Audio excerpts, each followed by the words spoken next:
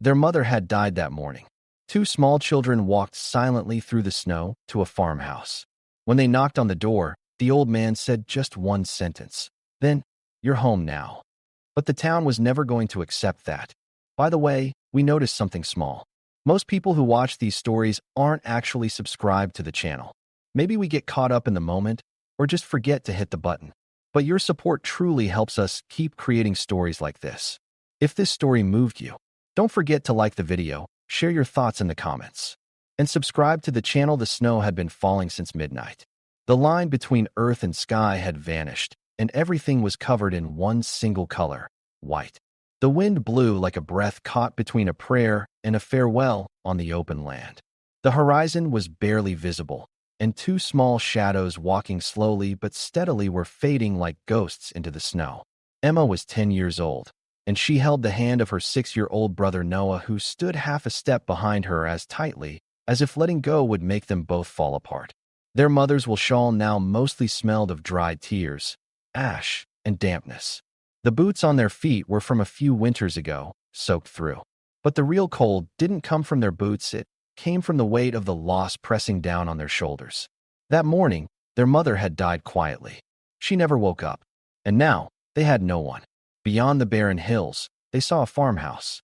Smoke came from its chimney, and the barn doors weren't swinging in the wind. Emma chose that place. One of the few things she'd learned about the world was this: a place with smoke is a place where someone lives. And a place where someone lives is the only hope for someone trying to survive. They didn't head to the house, but straight to the barn. Emma nodded without saying a word. Noah followed without asking.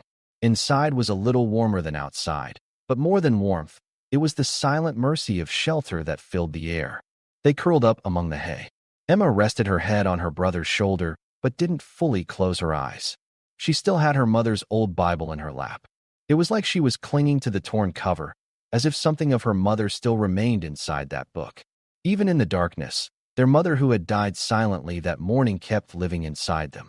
Before the sun rose, the barn door creaked open slowly. Snow poured in like a curtain. In the doorway stood a man carrying the weight of years on his back. Broad shoulders, heavy steps, a face like cold stone. Jacob Stein, a man of this land used to working more than talking. He preferred silence, because most of the time, words were unnecessary. But that morning, even silence felt too loud. He hadn't expected to find two children in his barn. Emma stepped out from the hay, speaking with a determination far beyond her age. "Our mom died this morning. We have nowhere to go." Jacob didn't speak for a while. There was an emptiness inside him that had gone silent years ago, and now it felt like something had cracked open inside that void. He pulled his coat tight, turned around, and walked outside without saying a word. The children followed him, because they had no one else. The house was quiet. The furniture was old, but in place. Nothing was boiling on the stove, but the fire was burning. Shadows danced in the dim light. Jacob split the last bit of oats from a large pot into 2 bowls. No milk, no flavor, but there was warmth. Emma and Noah lowered their heads and started stirring with their spoons. Jacob never talked about the things he did, but he noticed things. He noticed the kids were shivering. He quietly went to his room and opened an old chest. He pulled out thick socks and a wool blanket. He gave them to Emma. She tried to say thank you, but the words got stuck in her throat. She just nodded. Not a word was spoken all night. But when Jacob sat down in his old rocking chair, the one he'd been sitting in for years, his eyes, just for a moment, didn't look into the void. They looked into the past. There was Anna, the wife he had lost. The night birth took her from this world. The silence. The baby that didn't cry. The empty crib. And that night, Jacob had never again called anything home. Now, the blanket from that empty crib was warming 2 children. And for the first time, Jacob's eyes softened as he looked at a child. Emma, half asleep, looked at him. There was no pleading in her eyes, just a quiet question. Jacob only nodded. And in that moment, something changed. When the day broke, the snow was still falling, but the wind had stopped. With the first light of morning, Jacob went outside and broke the silence by chopping wood. With each swing, the axe rose like a prayer to the sky and came down like anger to the ground. There was something different in the air that morning, a strange kind of peace, but a silence filled with tension, as if the world was holding its breath and watching. Emma was brushing her hair in the mirror in Jacob's room. The edge of the mirror was cracked, but for the first time, Emma's face didn't show fear left over from the night. It showed a kind of determination. Noah was playing with a wooden horse by the fireplace, glancing at her from time to time. When Jacob came in, his hands still smelled like the handle of the axe. "It'll get cold tonight," he said. "We'll bring the animals into the barn early." Emma nodded. "We can help." Jacob only responded with a glance, but something inside him softened another layer. They weren't just guests anymore. Quietly, they had fallen into a rhythm. That afternoon, the first whispers began at the general store a few miles from the farm. People were saying Jacob hadn't been into town for 3 weeks. A neighbor who had seen smoke rising from the farm said, "I heard the voices of children at the door. 2 small figures. Maybe runaways." Reverend Elias Burke, always in his neat tie and satin black coat, nodded and said, "Doing the right thing isn't always just about talking." Clyde Hager, the town butcher, added in his usual snide tone, "2 little kids in a lonely man's house. Something about that's not right." The whispers started to grow on their own. Snow may fall slowly, but it covers everything. That evening, Jacob pulled out a few of Anna's things from an old chest. A baking glove that still carried her scent, a striped kitchen apron, and a pair of scissors she once used for sewing. He showed Emma a dress. He didn't ask, "Do you want it?" He just held it out. Emma took the fabric into her hands. Her eyes widened. The dress was made of plain blue fabric, but to Emma, it was worth a fortune. For dinner, there were boiled potatoes and a bit of meat. At the end of the meal, Noah quietly said, "Thank you." That word hit the table like a stone. Jacob, for the first time, gave a small nod. Then he reached down, picked up the spoon Noah had dropped, wiped it, and handed it back. That night, Jacob took out a small carved bird from a wooden box. He hadn't touched it in years. The calluses on his hands made delicate work hard now, but still, he picked up the knife and started working. As Emma watched, she remembered something her mother once told her. A good man doesn't talk. A good man does. Around midnight, there was a sound outside. The barn door creaked softly. Jacob got up and walked to the window. No one was in sight, but there were a pair of tracks in the snow. Fresh ones. It wasn't unexpected. Silence often didn't mean loneliness, it meant someone was watching. Jacob knew that well. By morning, the snow had stopped, and the sky had turned a clear blue. But something had been nailed to the barn door, a piece of red cloth with 3 words written on it in charcoal. Do you know where they came from? Jacob stared at it for a long time. Then he slowly pulled it down and silently threw it into the fire. Emma stood at the doorway. "Is it someone bad?" she asked. Jacob didn't answer. But that morning, he put a little more oatmeal in the children's bowls. That was his way of getting ready for a fight. Later that day, a rider appeared. A young man from town, not wearing a sheriff's vest, but his voice carried authority. He pulled his horse up to the fence and called out to Jacob, "Mr. Stein, we've got a few questions for you, if you're willing politely." Jacob looked up, glanced at the kids, and shut the door behind him. In that moment, Emma saw maybe for the first time that Jacob had taken on the silence of a warrior. This wasn't just about shelter anymore. It was a fight not for a place, but for belonging. The young man's name was Daniel Kruger. The town's new officer, his rank hadn't fully settled yet, but the words in his mouth carried the weight of years of prejudice. "The children aren't registered. No IDs, no guardianship. We have to report the situation," he said, as if talking about a broken fence in front of Jacob. Jacob didn't respond. His silence was stronger than a threat. But Daniel, looking straight into Jacob's eyes, didn't step back. "The council will meet tomorrow. The town elders will decide. This needs to be resolved before it gets out of hand." The children were listening from inside. After watching Jacob's face for a long moment, Emma walked into the kitchen. That night, she wanted to cook dinner herself. She peeled potatoes, made tea. Jacob didn't say a word, but he ate every bite on his plate. That was how he said thank you. The next morning, Jacob started repairing the old barn's roof. Waiting around nervously wasn't his way. It was easier to think while working with his hands. But his thoughts weren't only about the town. He knew Daniel Kruger. He knew his family too. Daniel's father, Heinrich Kruger, had been the only one to question what happened after Jacob's wife Anna died. And then, one day, he had suddenly disappeared. Jacob knew exactly who sat on that council. Some cracks, like old wood, don't break from a blow, they rot from within. Later that day, a letter came. It had been pushed under the door. No name, No seal. Just a short note. Leave the children. Even if you didn't start the fire, you'll burn in it. Jacob folded the note and threw it into the stove. As the paper turned red, the children watched. Noah asked quietly, "Do they want to get rid of us?" Jacob lowered his head. "No," he said. "They're afraid of you. Because you still believe in goodness." That night, the wind changed. With the cold blowing from the north, the old sound of Jacob's weapon returned. He had a sense learned from war. Danger doesn't talk, Anna used to say. It just gets closer. Before going to bed, Jacob leaned his old rifle against the door. By morning, he found a large X painted in black on the fence. This wasn't just whispers anymore, it was an open threat. Jacob decided to go into town with the children. Not in fear, but to confront. Noah didn't let go of his hand. Emma whispered one of her mother's prayers. "Protect us not in the shadows, but in the heart of truth." The town square was crowded. Reverend Elias, Clyde Hager, and the others sat in rows of stone benches. Daniel Kruger stood in the center. He raised his voice. "Mr. Stein, these children are not your family. There is no blood relation. Therefore, Jacob interrupted. For the first time, he raised his voice. "Blood doesn't make a family. Loyalty does. I didn't choose them. They chose me." Whispers spread. Some smiled. Some looked away. Clyde stood up. "This man lives alone, married to no one. There's something else going on here." At that moment, Emma stepped forward. The square fell silent. She clenched her fists. Her voice trembled, but she stood firm. "When our mother died, no one opened their door. But he did. He didn't just give us soup. He gave us a place, a bed, safety. If that's a crime, then we're not the town's problem." Reverend Elias stood up. "Children speak with truth. But living with truth is something else entirely. This matter will be decided." Jacob was quiet on the way home. But that evening, there was a knock at the door. And the one standing there was unexpected, nor Reverend Elias's own daughter. She wore no headscarf. Her eyes were sharp. "My father threatened you. Not just about the children. About the land. They want to silence you.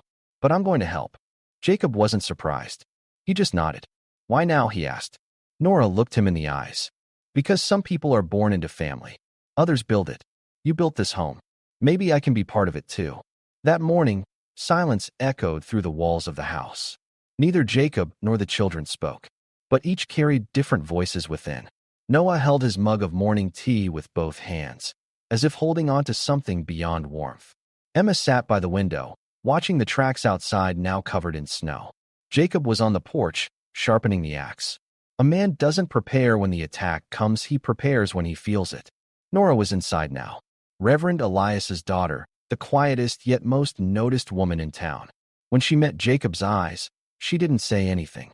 But when she looked at the children, the shame in her gaze was replaced with an unshakable determination. She pulled a few sewing needles, a bit of flannel fabric, and an old necklace that belonged to her mother from her bag. "This will stay in this house," she said. "It's not mine anymore." Emma took the necklace and touched it. It was cold, but not heavy. What made it heavy was the meaning it carried. "Were you alone like us?" she asked softly. Nora paused, then nodded. "You can't build a home when you're alone. But being alone teaches you who's real and who's not." That evening, 3 men appeared by the fence.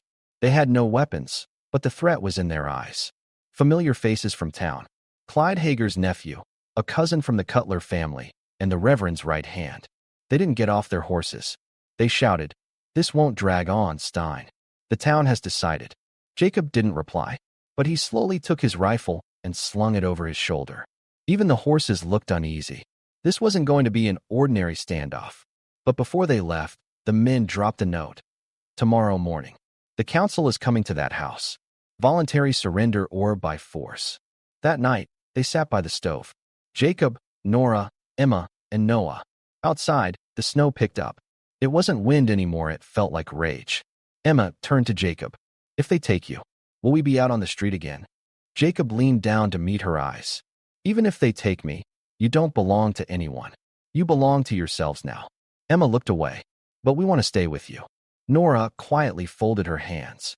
Then she spoke. "Then it's not just his fight anymore. It's ours too." Past midnight, a noise came from the barn. Jacob grabbed his rifle and rushed out. Nora followed with a lantern. Emma and Noah stood shivering in the doorway. When they reached the barn, someone was inside. A small boy. His clothes were torn, one eye bruised. Jacob lowered his rifle. "What's your name?" The boy whispered. "Lucas." Jacob knelt down. "Why are you here?" "My father sold me. I heard about you. They said kids are safe here." Jacob bowed his head. In that moment, he understood this wasn't a personal war. It was something much bigger. This wasn't just Emma and Noah's story. It was the fight of all the forgotten, abandoned children. Tomorrow morning, they expected 3 men. Maybe 10 would come. But inside, it was no longer just 3 people. There were 4 hearts now, 4 determined souls. And even if one no longer carried a weapon, they carried truth. Jacob nailed a plank to the door. He wrote just 3 words on it. Home. Not negotiable. The morning began before sunrise. The sun hid behind gray clouds, as if it didn't want to see what was coming. Jacob had his gloves on and was checking the barn door. The snow had thickened, but this time it carried a hidden threat. The children were still inside. Nora was quietly feeding the stove. Lucas lay motionless under a wool blanket. There was still fear on his face, but for the first time, there was also peace. In the distance, the sound of horses echoed down the dirt road. Heavy, rhythmic like a caravan moving with purpose. When Jacob heard it, he came inside. His eyes moved from Emma to Noah, then to Nora. "Get ready," he said. Nora nodded. "This house is no longer just wood and stone. The words we speak will be walls too." Within an hour, a group of 7 men stopped in front of the farm. Reverend Elias led the way. He wore a dark coat, his collar pulled tight. His face carried the trace of an anger that hadn't changed in years. Beside him stood Clyde Hager, Marcus from the Cutler family, and others. They had no weapons in their hands, but their words were sharp enough. Jacob stepped onto the porch. Nora stood behind him. Emma and Noah were just inside the door. Lucas watched from the kitchen window. The Reverend spoke. "Mr. Stein, we've made you several offers. These children's presence is a threat to the town's peace. It's clear they don't belong in this house." Jacob responded with just one sentence. "Do you belong in this house?" Clyde stepped forward. "This is your final warning. Hand them over, or lose your land and your name." Nora stepped forward. "This man protected these children more than any of you. While you were praying, he gave them blankets. While you were gossiping, he cooked meals." Elias narrowed his eyes. "You're my daughter, Nora. Will you carry this shame?" Nora stood tall. "Your silence was my shame. Not anymore." At that moment, Emma stepped forward. Despite her small frame, her voice didn't crack. "We chose this man because he's the first person who said, 'Don't be afraid,' and actually stood with us. If this isn't home, then there is no such thing as home." Clyde clenched his teeth. "That's enough. We're taking the kids." Jacob quietly raised his hand. He didn't reach for a weapon. He didn't shout. "I'm not someone who's taken easily, and neither are they." Then he raised his voice slightly. "Lucas." The boy stepped out hesitantly. The bruise on his face was more visible in the sunlight. Everyone went quiet for a moment. This boy was beaten by his father and then sold. What did the town do for him? Jacob looked around. Did anyone protect him? Did anyone give him a home? Elias swallowed hard. Clyde turned his head. In that moment, fear quietly seeped into the silence.